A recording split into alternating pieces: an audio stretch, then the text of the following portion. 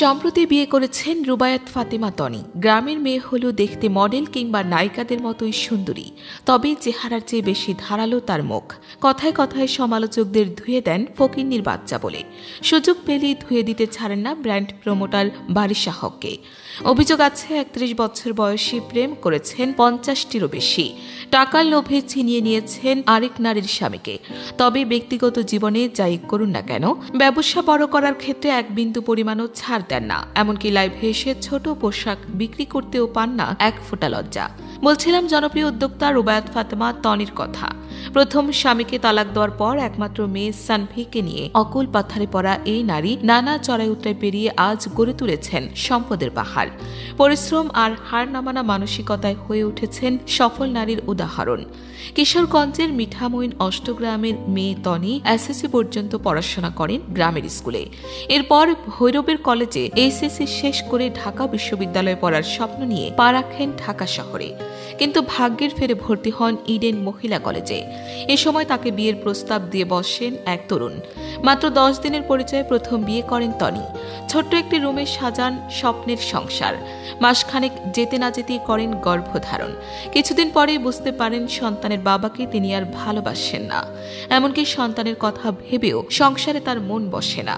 মনে হতে থাকে বিয়ের মধ্য দিয়ে জীবনের সব স্বপ্নই মাটি হয়ে গেছে। এই সংসারটা করতে থাকলে কোনোদিনই তিনি নিজেকে সফল নারী হিসেবে গড়ে তুলতে পারবেন না। ফলে বিয়ের মাত্র বছর দুয়েকের মাথায় প্রথম স্বামীকে তালাক দেন এই উদ্যোক্তা। প্রথম স্বামীকে তালাক দেওয়ার পর মেয়ে সানভিকে নিয়ে বেশ বিপাকে পড়েন তিনি। সিদ্ধান্ত নেন ব্যবসা শুরু করার। মাত্র ১৫,০০০ টাকা ধার করে শুরু করেন কাপড় বিক্রি। কিন্তু তাতে যা আয় হতো তাতে ঠিকঠাক খাবার জুটত না। ফলে টিকে থাকার লড়াইয়ে একটি চাকরি নেন তিনি।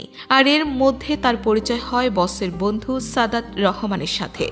এক পর্যায়ে বসেন বিয়ের পিঁড়িতে। দুজনের ঘর আলো করে জন্ম নেয় পুত্র সন্তান সারফারাজ। সাদাত রহমানকে বিয়ে করার পরই বদলে যায় তনির জীবন। তার দুহাতে একের পর এক ধরা দিতে থাকে সাফল্য। এর পাশাপাশি দেশ ও দেশের বাইরে প্রতিষ্ঠা করেন ২০টিরও বেশি পোশাকের শোরুম। সেই সাথে নেমে পড়েন কমিউনিটি সেন্টার ব্যবসায়। বর্তমানে সব মিলিয়ে প্রায় ৩০০-র মতো কর্মীকে বেতন দেন এই নারী। কিন্তু ক্যারিয়ারের অনন্য এই যাত্রায় কেবল প্রশংসিত হননি, তিনি হয়েছেন নানাভাবে সমালোচিত। নিজের যে ৩৮ বছরের বড় একজনকে বিয়ে করায় বারবার তার পেছনে লেগেছে নেটিজেনরা। কিন্তু সেসবে একটুও দমেননি সাহসী এই মানুষটা, বরং বারবার নিজেকে প্রমাণ করেছেন আরও শক্তিশালী হিসেবে। ২০২৫ সালের শুরুতে তনিকে কাঁদিয়ে না ফেরার দেশে চলে যান তার স্বামী। নিন্দুকরা ভেবে নেন এবার বুঝি তনি পিছিয়ে পড়বেন।